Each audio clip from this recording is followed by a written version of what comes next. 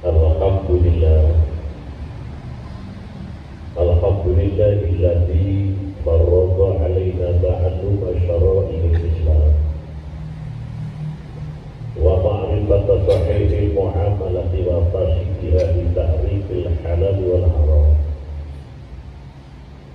wa jama'a amilaman amila zalika fi dari salat. Asyhadu an la ilaha illallah wahdahu la syarika lah wa asyhadu anna Muhammadan abduhu wa rasuluh. Allahumma shalli wa sallim wa barik ala sayyidina Muhammad wa ala alihi wa ashabihi ajma'in. Amma ba'du fa ya ayyuhan nasu taqullah usikum wa nafsi bi taqwallah. Sahabat dan muttaqin. Para hadirin jamaah Jumat kaum muslimin yang berbahagia, monggo kita sareng-sareng usaha kangge netepi takwa dhateng Allah ingkang di dalamnya terdapat dua hal. Yang pertama, takwa Allah menika nglampahi sedaya dawuhipun Allah. Apapun bentuk perintahnya. Sombong kami ngali takwa Allah menika nebi dhateng sedaya laranganipun.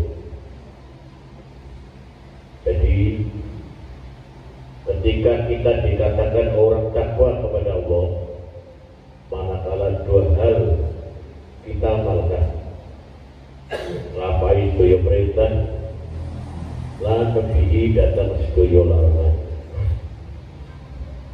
Mampu nglampahi sedaya perintah tetapi boten mampu nebi dhateng larangan, menika dereng takwa Allah. Mampu nebi dhateng sedaya larangan, dereng mampu nglampahi perintah, ugi sanes takwa Allah. Takwa Allah menika dua hal. Yang pertama, menjalankan segala perintah Allah. Yang kedua, meninggalkan segala larangan Allah. Dengan takwa Allah ingkang dipun amalaken, tentu kita dados tiyang ingkang bahagia, ingkang wilujeng bejat dunia lan akhirat. Para hadirin jamaah Jumat kaum muslimin ingkang berbahagia. Setiap manusia, setiap individu pasti menghendaki yang namanya keselamatan. Kepengen selamat, selamat dunyane, selamat akhirate, selamat usahane, selamat dalam berbicara, lan sanes-sanes. Itu pasti. Hadirin sekalian, Rasulullah Muhammad sallallahu alaihi wasallam memberi contoh parintik kados pundi yang menika selamat. Salah satunya melalui sabda Rasulullah sallallahu alaihi wasallam, salasun munjiat. Wonten perkawis tiga ingkang saged nyelametaken. Bahasa Arab salasun munjiat.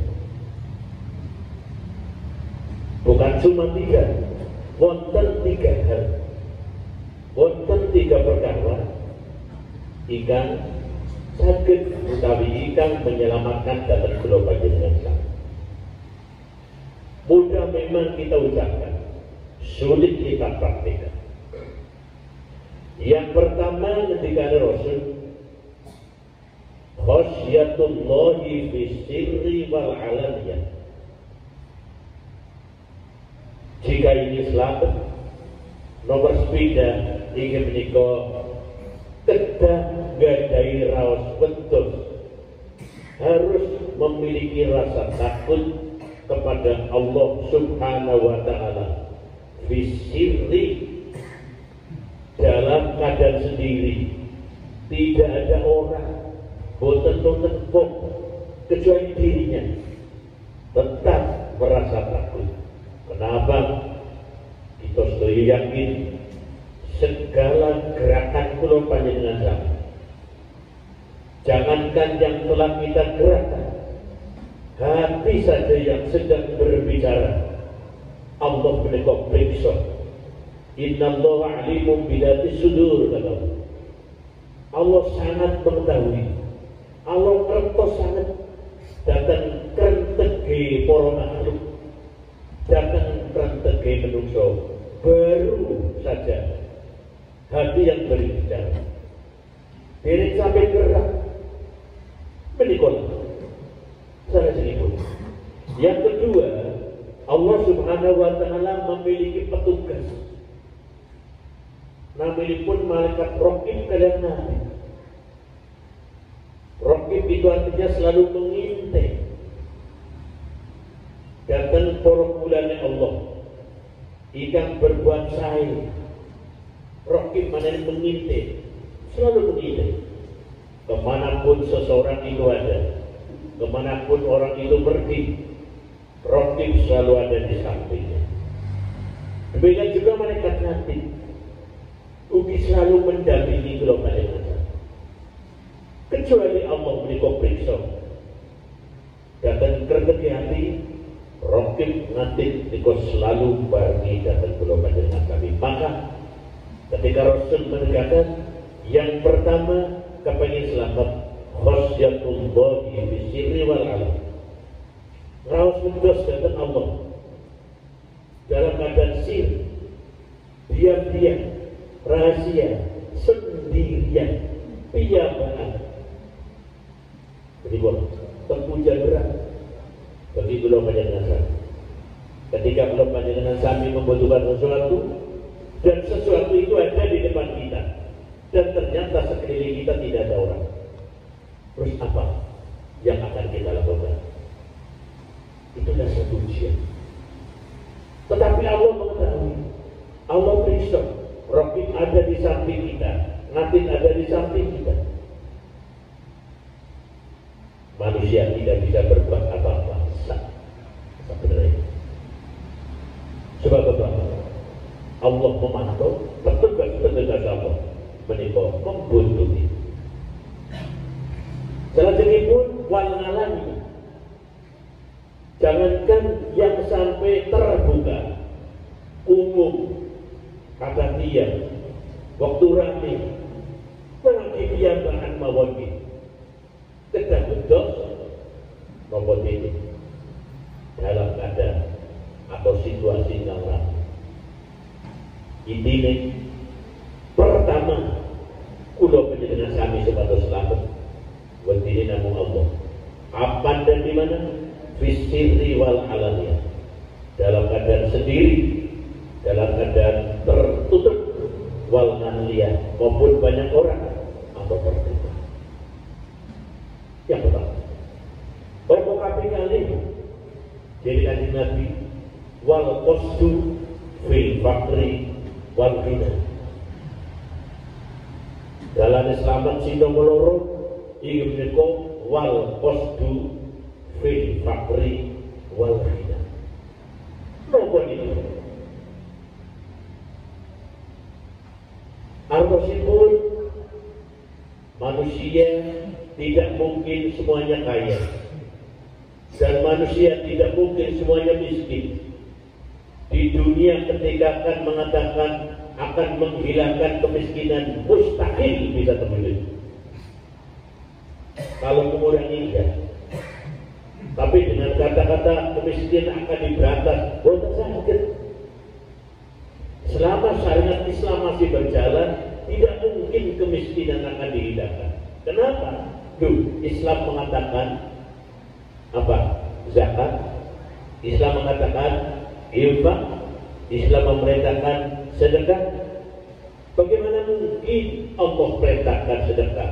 Allah perintahkan zakat. Allah perintahkan infak. Kepada siapa kita harus zakat? Kepada siapa kita harus infak? Kepada siapakah kita harus bersedekah? Jika pastikan orang miskin sudah tidak ada. Kalau dukiran itu di batas kemiskinan di muka bumi tidak pernah akan tercapai, karena ini sudah tutup. Tentunya menikahkan dakwah tenang suci, dan harus pula ada yang kaya. Kados putih menawi tiang suci sedaya. Ketika seseorang badhe bangun rumah, ketika seseorang badhe bangun jalan, ketika negara badhe bangun jalan tol, dan seterusnya, sinten sing badhe kerja, sinten sing badhe ngopi, sinten sing badhe wong sugih kabeh. Hadirin sekalian, di dunia kedakwatan sufi, di dunia kedakwatan mana? Lah Rasulullah ngendika wal qasdu fil faqri wal ghina.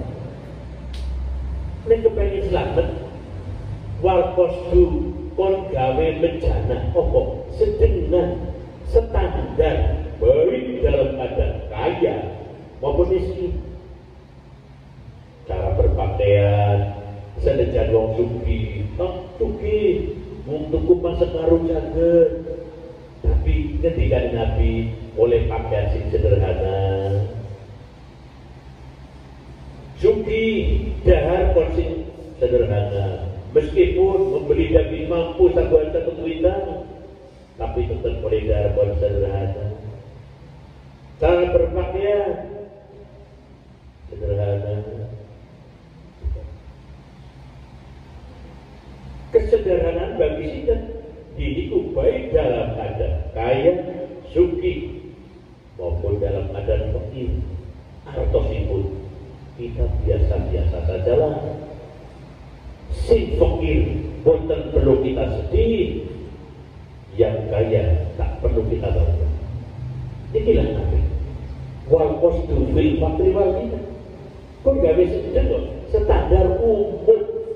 Waktu sugih, mana waktu melarat, umumlah biasa-biasa saja. Ojo mengganti wong, udah disugih, itu daging 10 kilo, nanti melarat orang mana? Kita tidak boleh. Nabi suka sesuatu yang sedang saja. Inilah titik yang kedua.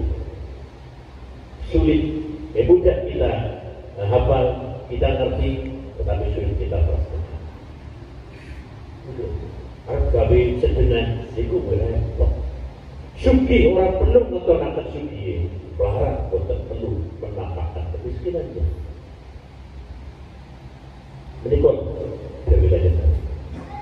Jika dalam nikah pulau panjenengan kali ikuti, tentu kenal tidak pernah celaka ketika kita mengikuti ajaran baginda Rasulullah Muhammad Sallallahu Alaihi Wasallam. Pokok kami tiga wal nadlu fil hudud waridun.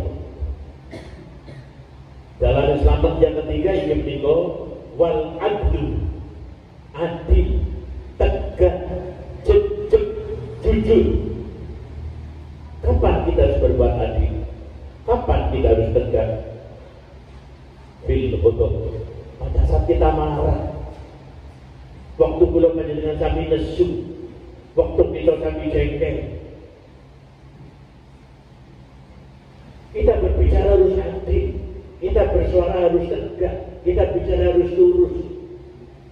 Tapi apa yang terjadi ketika marah? Jangankan kepada orang lain, kepada istri, kepada anak, kepada saudara, kepada tetangga, yang dikedepankan justru emosional.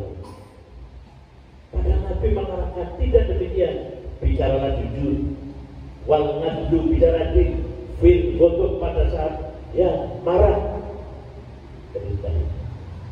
Itulah ajaran.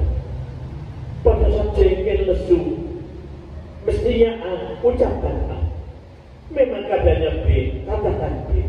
Memang adanya C, sampaikan C. Walaupun marah. Itulah ajaran Nabi. Tapi yang terjadi itu marah, Masya Allah.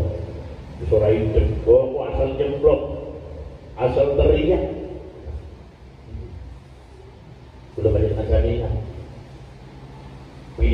saat seseorang marah. Bahkan kata Imam Ghazali, al-ghadab ghadul akli. Hakikatnya orang yang marah ini adalah akalnya normal, akalnya tidak normal, ada stres, geblung. Bagaimana tidak? Coba. Ada seorang marah dengan keluarga, pulang dari kantor, pulang dari sawah, pulang dari kerja, pulang tidak ada minuman. Yang terjadi remor batik, pancine batik. Padahal satu-satunya remor, satu-satunya panci. Kenapa? Karena golongan lagi akal ini berubah. Hadirin tiga berbahagia. Berikutnya harus bicara adil pada saat ridho. Apa jujur? Ya. Bagaimana kalau seseorang ketika jujur mengatakan pasti api, tinggi, boten, dan seterusnya baik-baik saja apa adanya mengatakan. Nek wong jujur pasti akan apa adanya. Tapi jika lagi marah, yang terjadi hubungan apa-apanya dibicarakan.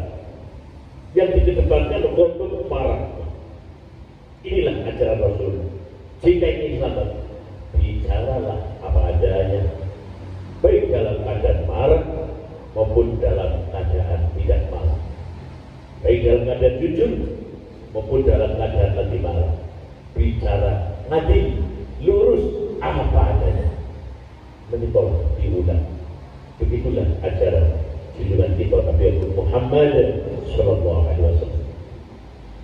Kita yakin, saya yakin manakala ini semuanya coba kita lakukan untuk hidup dan kehidupan berumah tangga, bertetangga, dan persaudaraan. Saya yakin tidak ada benturan di antara kita ketika kula panjenengan kami pegang teguh dengan ajaran agama. Sekalipun bergaul kalian orang yang berbeda agama. Dalam Islam diajarkan yang ada di sana ada hakul muslim, di sana ada hakul mukmin, di sana ada hakul jiwa. Hak sesama mukmin, hak sesama muslim, yang tiga ada hak sesama tangga. Siapapun tetangga kita, apapun latar belakang agama mereka. Saya yakin jika agama dipahami dengan benar-benar paham. Tapi yang paling aneh, belajar agamanya mengikuti orang yang sengaja ingin mengaburkan Islam. Untuk apa? Untuk alat kepentingan politik, untuk propaganda. Tentu akan dicomoti, comot sana, comot sini, tidak nyambung. Untuk apa? Untuk propaganda. Membuat apa? Membuat satu huru hara. Jadi sekalian, monggo belum ada dengan kami saja. Seyakin-yakinnya manakala agama kita pahami dengan teliti, kita akan menjadi orang baik meskipun dengan orang yang berbeda agama. Siapapun mereka, apapun agamanya, dari manapun